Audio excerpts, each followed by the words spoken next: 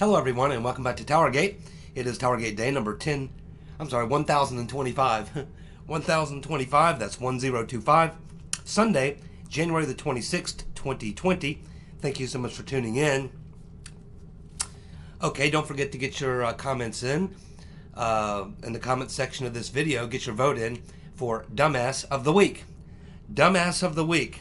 In the comment section of this video, preferably by 8:30 p.m. Eastern Standard Time. And we'll see if Madam Botox can string another victory together. She's got 4 in a row. I'd say she's well in the running, but she'll have a big challenge this week. Okay, so let's go ahead and talk about where we are now in the impeachment fiasco. I guess the easiest way to put this is that the Dems have lost again, and they've lost badly. In fact, this actually has gone worse than I thought. And I didn't think that could happen. I knew it was going to be bad. I just didn't think it would be this bad. But as we can see from the reporting, Trump's attorneys in 2 hours completely destroyed the demo commies arguments that took them 24 hours to make. So in 2 hours, they destroyed 24 hours of the Dems impeachment case. Because they never really had anything. They just repeated the same thing they've been saying for weeks and weeks and weeks. They just repeated it for hours and hours and hours. And they made a lot of errors in the process. And of course, the statement by the bug-eyed fool about the heads on the pike probably was one of the worst things that he could have done. Literally taking the senators, who are essentially acting as jurors, and essentially attacking them in a way. Never a good idea. There were just so many misplays on the way that they laid it out. So they had no facts, no case, and then they did a very bad job of presenting the case. So it's a disaster. And I would say, in fact, I actually just was reading a little while earlier that there's 2, maybe 3 Democrats that are prepared to vote for a dismissal. So we might find that there is a vote to dismiss. There'll be no witnesses. They may dismiss the case, and it may not be just 53 Republicans, which means they weren't able to turn Murkowski, Collins, or Mitwitt, but they might actually end up having 2 to 3 Democrats go along. You might end up having not only every Republican, but 2 or 3 Democrats voting to dismiss, and that would be a huge embarrassment. And after all this, where does that leave the demo commies? Well, it leaves them right back where they started, with a situation where they have a party that's completely splintered, fractured, and is not going to come together, and it's only going to fracture more and more as we get closer to the convention, and this is all going to lead to a November 2020 landslide victory for President Trump, and it will leave the demo commies that party will be in the wilderness for the next 10 years trying to figure out where they're going to go. The party is basically split at this point. We can see from recent reports that there are many, particularly in the Bernie camp, the far left, who say they're not going to just, fall in line and vote for the Democrat just to beat Trump. If they don't get their guy, Bernie, they're not going to vote. That's going to be their protest. Or some will probably vote for Trump. Some may vote for another third party. We don't know exactly how that's going to go, but we do know that we can see at this point it has been a disaster. The impeachment itself, Madam Botox said Trump will be impeached for history. Well, not necessarily, because if they vote to dismiss, and the vote is so overwhelming that is the case, then essentially it will be erased from history. Only that they attempted to impeach the president, but essentially a dismissal, I believe, will dismiss the case completely. So that could be the most devastating outcome I can imagine, and it looks like now that that's the way it's going to go, because the Democrats are done. They have nothing else to say. And I mean, I think the Republicans could stop right now. They don't even need the next 2 days. They could stop right now and probably call for a vote and get a dismissal. But they'll go ahead and continue on, because on Monday they're going to tear into the Biden and Burisma thing. Now, they weren't even going to go there, but they're only going to go there because of the Democrats, when they laid out their case, They're the ones who brought the Bidens and Burisma into the game. So now this has opened the door. So what's going to actually happen is going to be that once this case is dismissed and this all goes away, the only thing left standing will be all the questions about the Bidens and Burisma. And there's a lot more than just Biden's involved in Ukraine and all these other things. Not to mention, so there'll be more coming out. Giuliani is getting ready to reveal a lot of things that he's learned in his investigation about Ukraine. Then, of course, we're going to have Durham dropping the hammer sometime late spring, early summer. There'll be indictments coming down. We're going to get the full, real story of what actually happened. It's going to be so incredibly bad for the demo commies, for the deep state, that it's hard to imagine sitting here now how devastating this is going to be for the Democrats and the deep state. But it's certainly going to guarantee Trump a huge victory in 2020, and it's going to leave the Democrats complete disarray. There'll be a lot of finger pointing, obviously, going on about what they got themselves involved in and why they spent 3 years lying. Because remember, once Durham exposes everything, everyone's going to know that the entire Mueller thing was a hoax, and that Mueller and his team knew that there was no Russia collusion, right along with the bug-eyed fool and many other Democrats knew, yet they put the country through all that, put the president through all that. This is all going to come out, and this is all going to land squarely at the feet of the demo commies. This is why I say that they're going to be in the wilderness for the next 10 years. And we hear the phrase, end of the Democratic Party. Well, it will be the end of the Democratic Party as we know it. In fact, that's already occurred. The Democratic Party is over as we knew them, just like the Republican Party is over as we knew them. Trump changed all that. So where the Democrats go from here, I can only assume that they are going to have to find their footing and move back to the center and try to become a relative party again, because this far left progressivism that's sort of hijacked half of the party won't work. It will not work in American politics. So where these far leftists go, I don't know. What you do with them, I don't know. I guess they start their own party, the Communist Party of America or something like that, which already exists. It's been around for 100 years. That's where they should have been in the first place.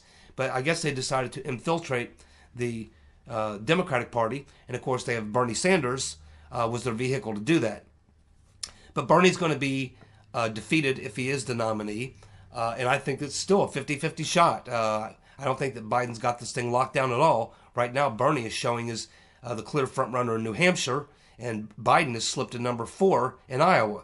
So it's really hard to say how this is going to shake out, but it looks to me like a two-man race between Bernie and Biden. And we'll have to see how it all turns out. But right now, it looks like a two-man race. And what happens in the fallout from all this, I think it's hard to say. We just know it's very, very bad for the Democrats, for the party, and everything that goes along with it. So I think it's going to be a wholesale change in the Democratic Party. The entire leadership will have to resign. Many Democrats will just resign. They won't be able to deal with it. And going through another 4 years with Trump, and Trump having a majority in the House and a majority in the Senate, none of those Democrats are going to want to be in the minority through the remaining for the second 4-year term of Trump. So I think you'll see a lot of Democrats leave office. Who comes in to replace them, whether they're centrist or move more to the center, whether they try to form a populist left party, I think is the way they should go. Whether they are taken over completely by the far left, if they fill the void, it's really hard to say where this all ends. But I think it's safe to say at this point that Trump has completely destroyed the Democrats, or he has put them in a position where they essentially destroyed themselves. They didn't respond to him the way they probably should have. What they should have done is said, wow, Trump was successful with his right-wing populism. Maybe we need to engage the populist ourselves more from a left-wing point of view. And they could have been moderate Democrats embracing a more populist message, and I think that would have been the way to keep them in the game. But I just don't think that they can control the far left of their party. This is obvious. And in fact, that's why they're in the position they're in now. So there's a lot of question marks. Fortunately, I'm not a Democrat, and I don't give a damn, just like many of you, what happens to the Democrat Party.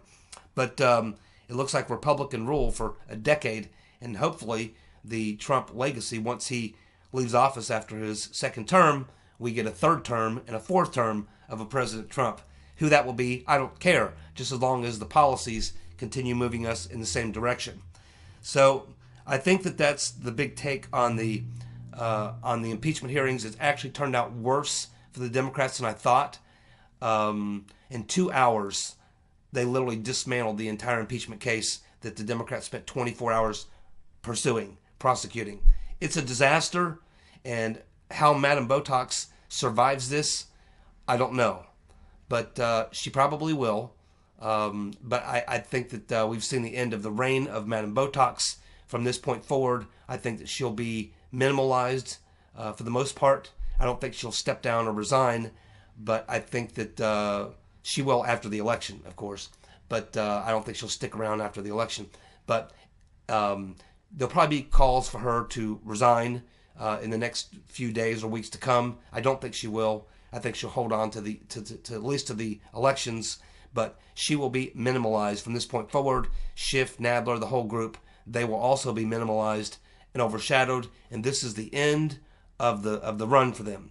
Not saying that they won't continue to try everything they can to take out Trump. They're never going to stop that. That'll continue, and it'll continue after he wins re-election. They will never stop that.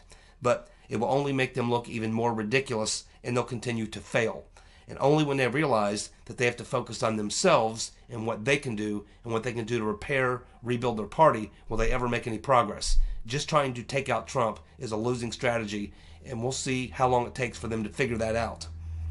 They certainly haven't figured it out yet. The bug-eyed fool was forced to resort to the Mueller Report, which exonerated Trump. That's how bad it was. So yes, it was bad. It was very bad. Okay, it looks like in this Rotten Reverend Clinton documentary that's going to be on Hulu, they interviewed Tim Kaine. And in this interview, Tim Kaine says that he was on a phone call with Obama back in 2016, and Obama told Tim Kaine that, well, you have to defeat Trump, you have to stop him. He's a fascist. A fascist. Well, we're going to find out from John Durham that Obama, who very likely may be successfully impeached as a result of what he did, has a lot more in common with a fascist than Trump does. Much more. We also had Schiff in the press conference after the Republicans finished destroying his argument, saying that he doesn't know who the whistleblower is. Everybody knows who the whistleblower is. We also have, on some other political news, we have MoveOn.org is now demanding that Bernie denounce his Joe Rogan endorsement. For those of you who don't know, Joe Rogan said, just in an offhanded comment, I don't know, maybe I'll vote for Bernie. And Bernie then uses that in a commercial, which is driving his supporters crazy because they hate Joe Rogan. As far as they're concerned, he's a right-wing fascist or what have you. So they're wanting Bernie to take down the ad and apologize or whatever. But not Bernie himself, but his campaign is saying, no, it's a good ad. We're staying with the ad. I mean, Rogan's got the most popular podcast in the world. So I guess if you got Rogan, saying, yeah, I might vote for Bernie. Yeah, you'd probably use that as an endorsement. You probably use that as a clip.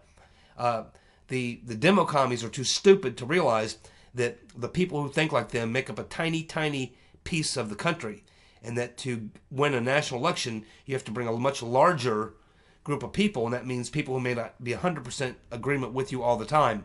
But this is how the demo commies are, especially the ones that follow Bernie. They are strict. Either you're 100% agree with me on everything, or off with your head. And this is why these people have no future. This is why Bernie has no future, because that's the people who largely back him. But as weak as Biden is, I'm still saying, as weak as he is, it's a two-man race right now. And as weak as Biden is, and as much as there's going to be more coming out about Burisma, more about his corruption, I'm not sure that Biden's got this thing locked up. We'll have a better idea after Super Tuesday. If Bernie is still contending after Super Tuesday, there's going to be a lot of very, very nervous Democrats. And I think that they will probably at that point try to force a brokered convention if they can, and they will write someone's name in, and I think that person's name will be the rotten Reverend Clinton. The Michael Flynn sentencing hearing has been delayed again. Now it's not so much a sentencing hearing because he asked to withdraw his plea, but it looks like it'll be a hearing for them to present evidence why he should be able to withdraw his plea. There'll be a counter argument, and the judge is suggesting that Flynn may be called to testify on his own behalf of why he is choosing to withdraw his plea. And I think that would be a good thing. I think we would like to hear from Michael Flynn. And the court needs to hear from Michael Flynn after all of this. And so I'm good with that. And so I think this is being pushed back for another week or until February. So that's where that situation is. Of course, we have this coronavirus that's broken out in China. It appears to me that they've lost control of this. They've quarantined various parts of the country, the big city there, where there's a lot of people there that many are infected, but there's many, many, many who are not. But they can't get out. Those people have just been given a death sentence. They can't get out, and there is no cure. There's no, they haven't come up with any type of a serum or anything like that to defeat this. And that means for the people who are trapped there, where this outbreak is happening, they can't get out. It's just a matter of time before they get infected. Those people, many more people are going to die there. I just hope that they get this handle on this before it spreads throughout the world and ends up killing millions and millions of people, because that can certainly happen. So hopefully we'll make some progress on that. But it's a very bad situation there in China right now, and they do not seem to have a handle on this situation at all. They're going to need help from us, the Europeans, and anyone else who can try to figure out what's going on and try to find something to defeat this virus. So we'll have to keep watching this story very closely. If you're in Asia, Southeast Asia, anywhere like that, you might want to consider wearing a mask or something. And they say you contact it through your eyes, and they think it started from bat soup. So this is crazy, but you know, we have to keep an eye on this situation here.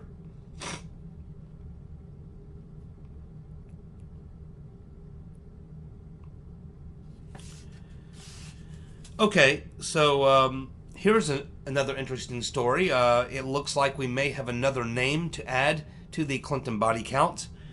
It appears that there is a FBI special agent. His name was Sal Cincinnati. He was found dead at the Container Bar in Austin, Texas in July of 2019. Cincinnati was a member of the team that was investigating Hillary Clinton and the Clinton Foundation. Cincinnati's death has been ruled a suicide. He died of a single gunshot wound. And apparently this guy was a very successful Wall Street banker, and he had volunteered to join a special task force for the FBI, because these are the guys that know what to look at to break down these complex schemes like the Clinton Foundation. And apparently they had made great progress and had followed the money and had found some really good evidence of the type of corruption was going on with the rotten Reverend Clinton. The Clinton Foundation, in fact, was even laundering some of this stuff through the State Department, and this is a reason why she kept a private server and the reason why she destroyed so many of them emails, because they dealt with things regarding this pay-for-play and stuff that she was doing. So this is what they were closing in on, and then, of course, Mr. Cincinnati ends up dead. And his wife had been very concerned when he decided to make this move, because she knows what happens to people who investigate the Clintons. So there you go, possibly another person that we can add to the Clinton body count. Or it could be just coincidence. So we talked a little bit yesterday about this two-hop rule.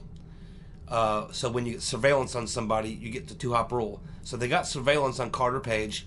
The DOJ has now admitted that surveillance on 2 of those warrants were illegal. Therefore, the FBI, DOJ have to now go back and look at anything, and this would include opening up the entire Mueller investigation. Any evidence that was collected or used in any way, any type of investigation, any cases that may have been brought as a result of that information has to be completely redone. Well, these cases will likely be thrown out. All that evidence will be rendered fruit of the poisonous tree. And so there's a lot that's going to come out from that in the weeks and months to come.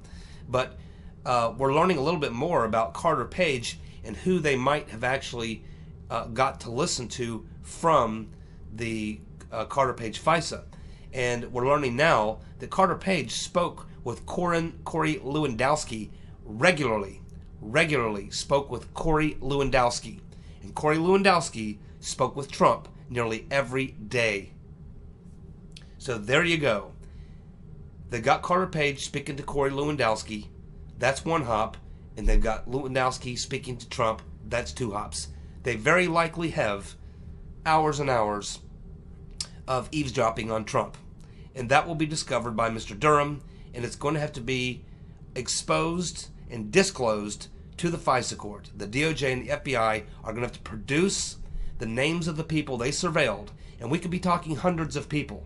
But certainly Lewandowski and President Trump were the specific targets here. Trump being the target, Carter gets you to Lewandowski, Carter Page gets you to Lewandowski, Lewandowski gets you to Trump, who was the target.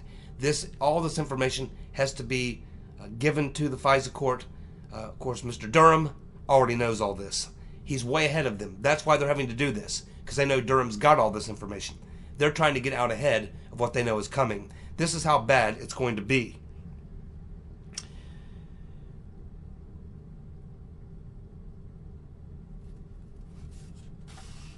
Now, these requests for these unmaskings, this is where this comes into play. Of course, we know from Devin Nunes telling us that he saw all these people being unmasked and they were part of a political campaign, had nothing to do with any investigations or Russia or anything. And he was talking about all these people in and around the political circles in the election of 2016 for the Republicans, particularly Trump and his team. And we're now learning that these requests for all these unmaskings would have come out of the NSC, the National Security Council. That would have been headed by Susan Rice. She's a cabinet-level official. It's very, very difficult to believe that Susan Rice was using these FISAs. She had to know that these FISAs were out there.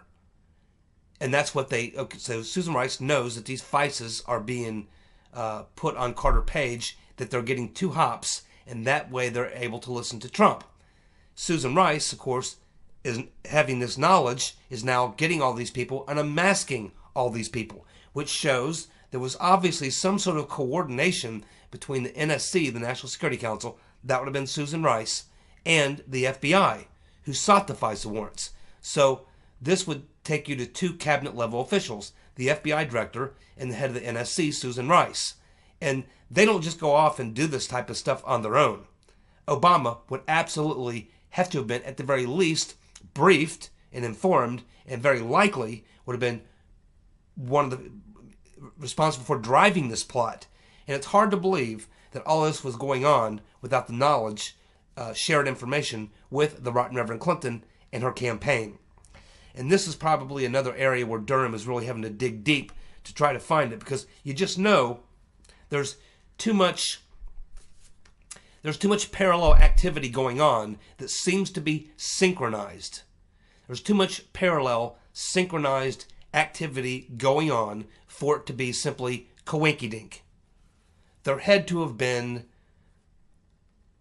strategy planning sessions. There had to have been knowledge amongst these parties. The Clinton campaign, the Obama administration, which would be the NSC, the FBI director, the CIA, the DIA. There had to have been coordination. You can't have this type of clear, sort of synchronized, collaborative effort and have it purely be a bunch of coincidence. It's just not possible. I'm sure that that's what Mr. Durham has discovered. Now, actually finding the evidence and being able to prove it is going to be a little more difficult because they probably didn't write all this stuff down. But I'm sure that there is some evidence, and it may ultimately, get to the point where he just has to rely on being able to apply enough pressure on one or two of these people to get them to turn and simply admit this, Whether or not he can find the hard evidence, I don't know. But you know that he has had to come to this conclusion, because this is what any reasonable person would conclude. You would say, we have the FBI doing this, we have the CIA doing this, we have the Clinton campaign doing this, we have the NSC doing this, we have the State Department doing this. It all seems to be working in concert, like there's a conductor conducting an orchestra of a string section, and they're each playing their part. It's too coordinated, too synchronized to be an accident. So therefore, common sense and reason and logic would suggest that it's being coordinated. Who was coordinating it? Who were the top tier people coordinating this? And is there any evidence that you can find to prove that? Because it's obvious on its face, but that's circumstantial. And when you go into a conspiracy case like this, Durham is a smart enough prosecutor, been around long enough, and he's already said, or we've learned from other people who know him, that he does not go take a case into court unless he knows he's going to win. He doesn't guess. He doesn't go, well, we'll see how it goes. No, if he doesn't believe he's 100% can win not only the original case, but withstand the appeal, if he doesn't believe he can do both things, he doesn't bring the case. And that's why he digs so deep. So he's obviously discovered what I just told you, and my guess is that's why he's digging so deep into Halper and the O&I and all these other things. He knows that there's coordination going on. He just has to find it. The evidence of it, I should say. And speaking of Durham and Halper and this Office of Net Assessment, of course, we know that he's requested all these documents. And so what is Halper doing here? I mean, what is Durham doing here, requesting all these documents from the Office of Net Assessment? Well, he's following the money. He's following the money. He's determined that Halper was paid $1 million. He was spying on the Trump campaign. That's a problem. Using taxpayer money to use a department within the government and one of their agents to spy on an opposing political campaign based on what you know is false evidence. That's a big problem. There's a lot of crimes involved in there. And he's going to find out who authorized the money, who they were coordinating with, and how that all came together. Again, it wasn't just an accident that Halper is bumping into these people in the Trump campaign. At the same time, the dossier is saying these same people were involved with Russians. At the same time, all these other things are happening. There's just too many things happening at the same time that all seem to be part of one larger thing. And Halper and the OD&I, or the O&I, Office of Net Assessment, is all involved in this as well.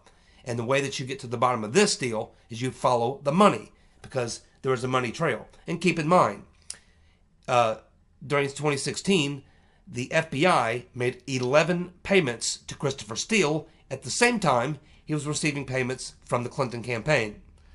That's another place where you follow the money. Again, there's too much coordination going on here for all this to be accident, for all these people to be operating in their own bubble, in their own vacuum, and not knowing about what everything else is going on around them. Clearly, this was a much larger conspiracy than... Well, I mean, you can see the larger conspiracy. It's a matter of being able to tie it all together. It's going to be a very difficult thing to do. But if anybody can do it, I understand that Durham is the man who can do it. But again, you can see all these things happening. This can't be just pure coincidence. Had to be a lot of coordination and planning going on here. And I really believe that that's where the multi-agency task force comes in, because that is what that did. Brennan created this multi-agency task force, which brought together all these various elements, brought them all together. And that is the linchpin of what brought all this stuff together. And I think when you get inside there, and then of course you got to follow the money. That tells you a lot. Whenever you're doing a criminal investigation, you're always following the money. That tells you where the motivations were. It also gets you to the people who actually were making the calls. People actually in charge are the people who order or direct the money. So that is obviously a big part of his investigation, and it's going to reveal a great deal. But talk about people being in trouble. You use government taxpayer money to bring in a spy, to spy on a political campaign, working with the opposite political campaign and the administration, in coordination with the FBI, the DOJ, the State Department, foreign governments, private assets. I mean, This is going to be the biggest political scandal in the 20th century, 21st century. It may be the biggest political scandal in 1,000 years. Certainly the biggest political scandal in America. And this probably explains a lot about why the Democrats are so unhinged and why they took such a great risk bringing in Uncle Bob the executioner, knowing that he had nothing, to pursue this impeachment, knowing they have nothing. And there'll be something coming up next, even though they'll have nothing. This is how desperate they are, because they know what I've just been telling you. They know all this. These Democrats, Pelosi and all these people, Schiff, they know. They know everything that happened. They know what was going on. So they know what's coming down the road for them. And that's why they're probably so unhinged. It's not just Trump. It's what we're going to learn if they don't get rid of Trump. But I think it's too late. And of course, Barr and Durham, another reason that they have to make sure that they really got all their, that they cover all their bases and get all the evidence and don't jump the gun too soon and don't try to go with something without the evidence to back it up, is because they are going to be targeted heavily. Right now, it's all on Trump. You get rid of Trump, you can go to work on Barr. But once they can't get rid of Trump, but once Durham comes out and starts indicting people and starts disclosing what happened, and Barr probably has a press conference, probably makes it clear, explains to the American people what went down, he is going to come under immediate attack by the deep state and the Dems and anyone else who is involved. Durham is going to come after attack. They both know this. Barr and Durham know that they are going to be viciously attacked as soon as they come out and drop the bomb on the Dems and the deep state. Trump knows this as well. And that's why he's being patient, and that's why Durham is making sure that he gets all of his ducks in a row before he drops the bomb. They have to make sure they're very, very careful about how they go about doing this. You don't want to mess this up and have it turn into a quagmire. You can get out of control very quickly, and a lot of bad things could happen. You want to make sure it's slam dunk, and that you can answer any of the accusations made against you with evidence of the facts that you're presenting. You can't leave any loopholes or anything like that, any openings for your adversaries to exploit, because they certainly will. And this is not one that you want to lose control of. It's too big of an issue. Too many people will get too heated up over this. Too many passions around it, and it's a very delicate issue that you're dealing with here. When you think about the implications of what is going to be laid out by Durham and Barr. So it's very critical that this be handled the right way. You don't want to lose control of this. Finally, we're starting to get an idea now why they would never let any of the committees doing the investigating see that 2017 Scope Memo from Rodenstein to Uncle Bob the executioner. Wouldn't let Gowdy see it, wouldn't let Goodlatte see it, wouldn't let Nunes see it. No one has seen it, as far as we know. Now, we can assume that Durham has seen it, because they can't keep him from seeing it. He can see anything he wants. My guess is he's looked at that 2017 Scope Memo, the one that they will never ever let us see or will not talk about. It's becoming pretty obvious at this point, when you look at everything we know now, that it's very likely the reason they don't want us to see that Scope Memo from Rodenstein to Mueller is because that May 2017 Scope Memo probably was Rodenstein authorizing Uncle Bob the executioner to use the dossier information to pursue the investigation into Trump. And that would be a big problem, because that would have been May of 2017. And we now know that in January of 2017, they knew the dossier was garbage. Total fraud.